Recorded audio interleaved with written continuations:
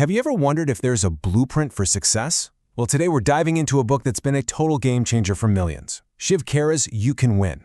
We're going to break down the core principles that can literally transform how you approach, well, everything. Okay, let's start with the line that's at the absolute heart of this book. Winners don't do different things, they do things differently. Just let that sink in for a second. This idea is the engine for the entire philosophy.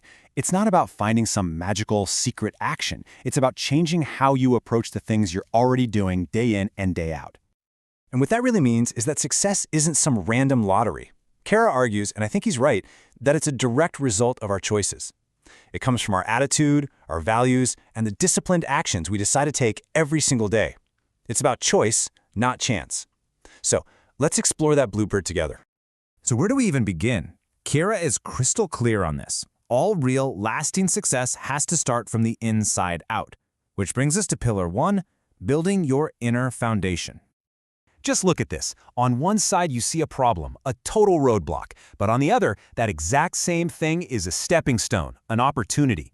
This is exactly what Khera's talking about. The situation itself doesn't change, but your attitude acts like a filter. Winners make a conscious choice to look for the opportunity that's hiding inside every single obstacle.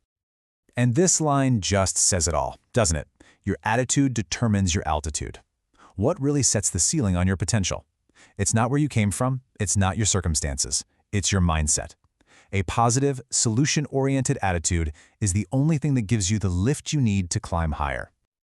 Of course, a positive attitude needs fuel, right? And that fuel is self-esteem. Now, we're not talking about ego here. This is about a genuine belief in your own worth and abilities. And Khera gives us a super practical guide to build it up. You got to celebrate the small wins, you have to talk to yourself positively, and for sure, you need to surround yourself with people who actually lift you up. To really hammer this point home, Khera tells this fantastic little story. Picture a balloon vendor at a fair. Business starts to get a little slow. What does he do to grab everyone's attention again? You know, it's probably not what you're thinking. See, he doesn't just let go of another red or blue balloon, the ones that are already popular. No, instead, he releases a black balloon. Something different, something that stands out, and a little kid sees it soaring up and asks this incredibly simple but profound question. And the vendor's answer is the whole lesson in a nutshell. He tells the boy, "Son, it's not the color of the balloon that makes it rise. It's what's inside, the helium." And you know, it's the exact same for us. It's not our outside appearance, our color, or our background that determines how high we go. It's what's inside us, our spirit, our character, our attitude. Okay, so once you've got that inner foundation solid, how do you actually turn that positive mindset into real-world results? Well, that brings us right to Pillar 2, your blueprint for action. This is where we get practical. Khera is really firm on this. Vague wishes like, "Oh, I want to be successful," are totally useless. They get you nowhere. That's why he champions the SMART goals method. It forces you to get crystal clear. Winners don't just dream, they build a concrete plan for their lives with specific, measurable targets and, crucially, deadlines. But hey, a great plan is useless if you don't have the drive to execute it. Khera's analogy here is just perfect. Motivation is like a fire. You can't just light it once and expect it to burn forever. You have to keep adding fuel every single day. So ask yourself, what are you doing to keep your fire burning, especially on those days when you just don't feel like it? And a lot of that fuel comes down to the power of compounding habits. Think about it, being disciplined day after day, showing up when you say you will, acting with honesty. None of these are huge, dramatic actions. They're small, daily choices that, over time, build an absolutely rock-solid character. And that's how you earn trust from others and, maybe even more importantly, respect for yourself. So, you've got the mindset, you've got the action plan. Now, let's talk about Pillar 3, how you take all of that and actually win out there in the real world, in your job, in your family, in your life. And this right here is such a huge point. I mean, the world is absolutely full of talented people who've gone nowhere. Khera's message is so powerful. It's the person with the discipline, the one with the resilience, the person who does the hard work when nobody is looking, who always wins in the long run. And you know what? You don't win alone.